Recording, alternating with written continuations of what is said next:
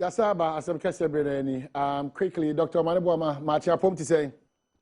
Adom Boko, and Pacho Adom Boko. Quickly, for the sake of my viewers, our president spoke yesterday as part of the Toa Oko Organ or Diba Newie and Rada Volta region. Nipa Dudono, Ente, Ebese, Unya da Jiminity Bako, na Yaboka Crack on a Fieba studio back, maybe didn't come on. All right.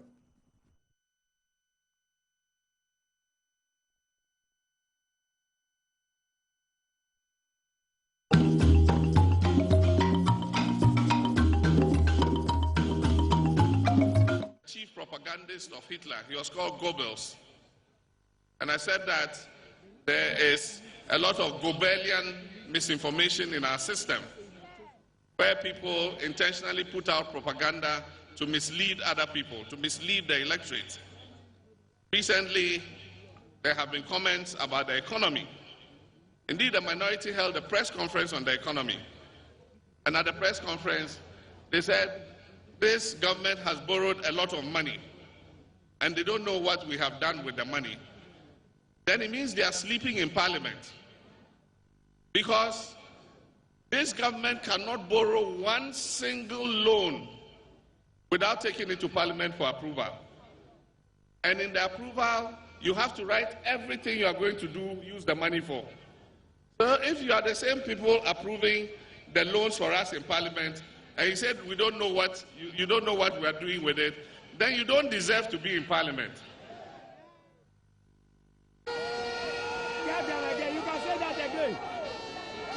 And so it is just part of the disinformation. It says, oh, you borrowed a lot of money, we don't know what you've done with it. So have you been sleeping? Anytime we come and ask for a loan, we tell you we're using it for Adaklu water supply system. We're using it for Okwau's water supply system. We're using it for Pond water expansion works. Or we're using it for University of Health and Allied Sciences. And so if they want a list of what we have used the monies for, they should just go to the Parliamentary Hansard and look in it. All the projects are listed there. In addition, the running mate of some party the other day was complaining that this government has raised more money, more revenue than any other government in the history of the country. Is that a sin? Is it a sin to raise more revenue? And I'm surprised that as an economist, you find something wrong with raising revenue. If we raise revenue, it is what we use to do public works. Government, every money that we spend in this country for school feeding, for livelihood empowerment against poverty, for all the programs that we have, subsidies to secondary schools, free day school, where does it come from? It's revenue from the taxes we pay. The money doesn't come from John Mohammed's pocket. It comes from the revenue that we raise. And so if we have raised the most money in the history of Ghana, I thought he should be patting me on my shoulder and not raising it as a sin of my government. Raising revenue is not a sin. But perhaps the most dubious one is the issue of debt. You must always read between the lines. Recently, you would have heard that, oh, this government has borrowed so much money, it has put Ghana in debt. Government is a continuum. And so governments leave debts behind, and other governments inherit them and pay them off, but they also borrow to do the infrastructural projects. So it's a rolling thing.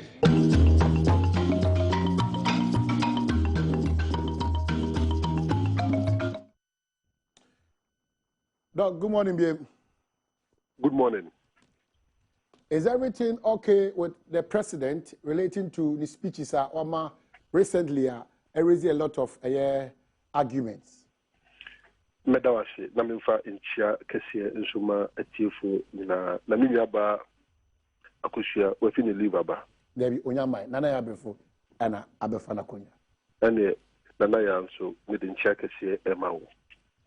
President Mahama near all yes say and say ɔkɔ tɔ na enra na ɔde tɔ no ɛba na wie ohwɛ ya ɔhyɛ efi western region ofi hɔ na ɔkɔ central region ofi central region na ɔkɔ eastern region to Ashanti region ofi Ashanti region na ɔkɔ Brown Ahafo ofi Brown Ahafo na ɔkɔ upper east na ɔkɔ upper west region na ɔkɔ northern region ɛyɛ kwesieda yɛ twɛn mu na ɔba Greater Accra region na enra ne enene nansa okopie mu ɛwɔ Volta region ɛdenti na ɔkɔsa aproi fi sɛ ɔkyena nyankopɔn ɛyɛ adom na sɛ yɛn nyinaa sɔre na tɛkyerɛma da abɔdwe mu na mogye di ho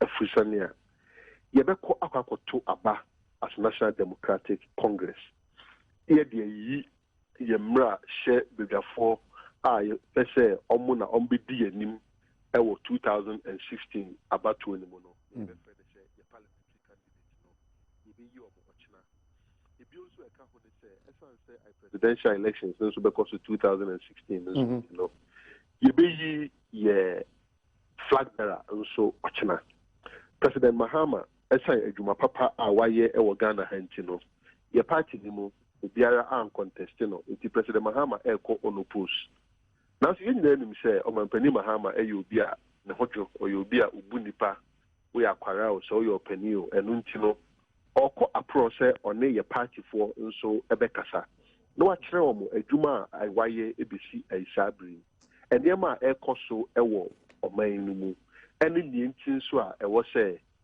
yɛ partyfoɔ ɛyɛ NDC-foɔ ɛto aba ɛma no na utumi edi yɛnim in the 2016 presidential elections. Enti eno enti na sɛ wobɛhwɛ a over the past 1 month no wate ne nka bebree sɛ ɔkasa ɛkyerɛ yɛ partyfoɔ. Na ɛka ho bio nso sɛ wahakɔyɛ a president deɛ okodu a region bi nso a ɔde adwuma nso ɛka ne campaign na ɔyɛ no ho. Efi sɛ adwuma a ayɛyɛ yɛntumi ngya ɛnto hɔ koraa sɛ ɛyɛ campaign ne pɛ na ayɛyɛ. Nti te sɛ ɛnora sɛ ɛyɛ University of Health and Allied Sciences ɔmampani Mahama abie ano akyerɛ sɛ ayɛsɛsɛ deɛ yɛbɛka sɛ abrewa ayi poma wɔ kwan mu akyerɛ sɛ ayɛsɛsɛ ɛyɛ Sokode Lokoi campus no aban abie ano sɛ ampa asukuufoɔ na ɔmugu so ɛhyɛ adeɛ wɔ mu no ne kwan so a no no na saa sukuu yi a yɛbie ano yi ɛbɛboa ama yɛatete adɔktafoɔ bebree ɛbɛboa ma yɛatete nurses bebree ɛbɛboa ma yɛatete other health professionals no nso bebree na wobɛhwɛ a the year 2005 na health institutions a ne yɛwɔ wɔ ɔman no mu it was just about 25 but sisi a yɛkasa yi no akɔnanim bebree akɔdu 95 a yɛwɔ 23,000 students a ɛwɔ mu sisi a yɛkasa almost every year no yɛfa bɛyɛ 12,000 students ɛna ɛde wɔ mu ɛno nti yɛ expand access to health education a ɛbɛyɛ dɛn na saa 12,000 yi a yɛde wɔ mu wura mu every year yɛtumi ayɛ ɛno nti na ɛhia sɛ ɔmampani Mahama NDC aban a Professor Mills ɛna ɛhyɛ aseɛ a ɔmampani Mahama wɔ ne first term no yɛbɛbie university bi a ɛte saa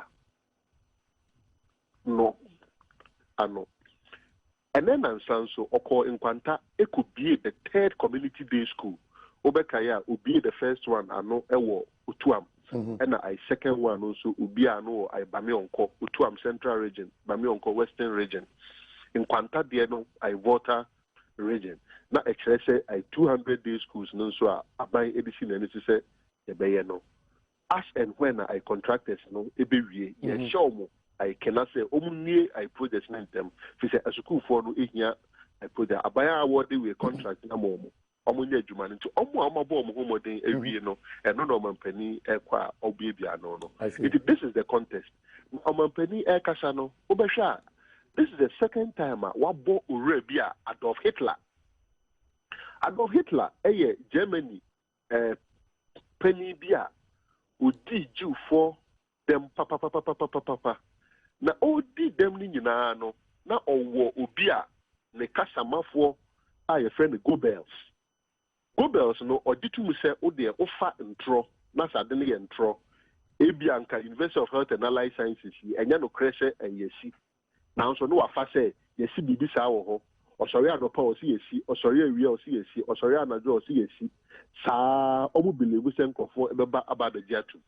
Eno na mo mampani mahama ye ka se yenga no ma omu MPP no, omu adopt sa Gobelian principle no. Se omu fa asem se ai incompetency ene obo NDC ai president or vice president or minister no de anonso ato aso se ne be ya amanfo bedi enwa tum eno na o deal with ewo Accra in Kran no o kan sem bebre ne ma ayeye won Kran to say circle interchange to say interchange here wo ai Bema camp to say wo Shipokwase road dodowa ai hospital ya yesi. Okay, Doc, that is very true. I'm sure so even in the Volta region, schools, Okobie Biano, University, okay, very well. But Argentina, I don't know, it's a team around the president, another president, Nankasa, Ibebu say what choose to say every second, every minute, they say they're a boot for the new patriotic party and some personalities within the party. Opana, Rabbit, you don't know what goes into the presidency, and it's like the president is now changing his style of communication. A new strategy for the president and the presidency. Not at all. We idea. For instance, it's a okase rabbit way. I was say ocean say a abebu asem ebe. That is metaphorically speaking. If you say or say o ko akwa kuku osono a on say me is uku to say ebia rabbit bi ewo ai baby at say adanku bi wo ai baby a on say mre eno nti wan fa na sa say eye kasakwa mu na say o fa na say the literal meaning say ebia asumesi no bentin ye ai rabbit, then you are making a mistake. Kasakwa or say o kwa kuku osono a obi anso nim say ade aye kwa koyi ai December November 2016 no President Mahama enkonkoto ejan and enkonkoto tu enfranku osono. It is the election that he is referring to. So if you accept that say osono and say okwa kuku osono then you cannot also say the rabbit imagery no so so is referring to a human being. So that is the first thing I was say to. You see, when you are a government, na utmasin so na opposition we decide say or no there or poison atmosphere no. Utmasin man poison you are not being accountable to the good people of Ghana. She said, oh, boy, I'm opposition na ebe adada o manfo. Enunti ena omampani Mahama edi to dwa pi. Na particularly forum no so ochusi ye no so ye proper. She said party for no so no na I was say ochire omomo ti ase bi say obi o hokrampa okwa akoto abo ochina. Obeka say bia ye say abo besia pa nso besia no ye den wo fa nya hwe. I was say ochire ne say ampa. Besia na me bono international financial transactions biara eko with parliament. Inti eko ay parliamenta. Minority wo ho, majority wo ho. Eba me say na eye den say MPP fo ya ebeka say ye nim nia omudi sika na ye. Obeka so a parliamentary committee members sometimes obeti ni say bia omo call round project sites. Abia omo call round companies. Akwakoye inspection no money ade because omo exercise oversight and responsibility on the executives. It about the sense one who approve loan no about a hazard nim a committee mamuko pension loan nimu. Sometimes they refer some of the loans back say a cabinet inside tribune and a ministry inside tribune. About the sense moyesa approvals we are na ye ejuma na say mo party ejina ho say yinim yo mo di sika na ye. Na is it that we are part of the approval process. and I say it is the case say deliberate. And nothing na Omampani Mahama correct almost say, look, your members of parliament are omunim. If it is the case they are not telling you they are, then I perhaps we said maybe they are sleeping on the job. All right, Dr. Omanebuama, Adoma, Monday or the chair, Monday 7 to 8. A lot of discussions about Koso. And comments, yes, one. But we are so grateful. But Ujiri said, okay, for Nami Admech now, November 21, I'm about to try about you. Oh, Ochina me wo GDA Bibreshe, NDC phone na Ebechere Odo ama President Mahama, NDC phone na so the free will say obechusi omo parliamentary candidate, omo kasankasa ejidi say omo betumi awini seat no amaye in the 2016 elections no. Okay. Na after Ochina no naturally say yenina ndimi say afede ye parliamentary candidate no ye presidential candidate. All right. Okay, so make out say your dispatch rider they or ticket bebro for Airtel Adom Praise Echina. We can come up and we are so ye kosori nyame eyi na ye e kwanso koso Perez and the your best friend Adom NDC victory concert. Dr. Wale a rabbit and elephant. Or a rabbit and elephant. Okay, Doc. That's it. So, Dr. Edward Omanebuama, Minister of Communications, Yamano Kofi said, Brett Yam, they will Yamede, the Joada Chair, no so copy no okay, Ubetimede questions about in advance, Bibi Apeso, we are or Trevor Sibian, Yedi Ebebro. No, I Flagstaff House, and now I would have could do happy birthday to you, George Joe, and a permit you, Papa, or say, me top player for greetings to Honorable Adams Idrisu. Do a record MP for of your favorite. I bet my common so more young from so Honorable Akando. Oh, Honorable Akando. Kintampo, what's the region? Kintampo, MC Yao, Ascent South. Anomafo and I have been to Hadia, Yao, Boise, and Telabi, and a dear Subruni, and a Deputy Minister, Women and Children. Yakasa Nipa, Munina, Montuma, Moena,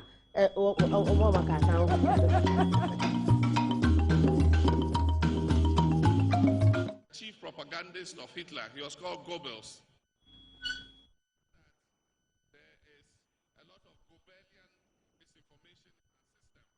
The facts for that reminder, Ayago can say, bro, make us say, Minyabema, I can't. Machin, I put saying, Aboko, President Asakasa, sports for money, dear children, na poor bona or Kono, and some can money, dear children. In fact, the most important thing is athletes now. I am prepared for the various competitions, no better pay good to their mom, and no better. I'm a model joke, but the most important thing is, say, athletes are almost prepared for the various competitions, no better me, Arena, a pay good to their mom. But I'm not sure it's the same person. I don't know concentration in football, any one major year, which is it is the opiate. What I say, before when we have an opiate, black so I say. Black star. You see, who's the animal for said that? Animal for said that. Animal for said that. All over the world. Another one so be some kind of body. So be to one of the piano or can want something. I don't want to be science and who body. Not one body, one body. No one is no one and actually be a one. What now to one up in the mood in a kind of says excellence was so queen and another. Because when the mood is some so fear only the swallow, and that's a one now you, but only the best one, near the swallow here, do at them. Like if I said to the found to Mamma, if I was some group. My Asem. That's a coffee now, because I take this on paper, been to attend the idea one year, will be anywhere they couldn't know. My problem. Bien way back now. They be until so any pack of hospital. I don't know why interview commissar say Diabo. I don't know who commissar say Diabo. And sure say the pan for them. Who interview who say Diabo. You go try who believe Papa. Diabo crying them. Ya no room, and the other rabbits. Yabada my and rabbits. It means Bako.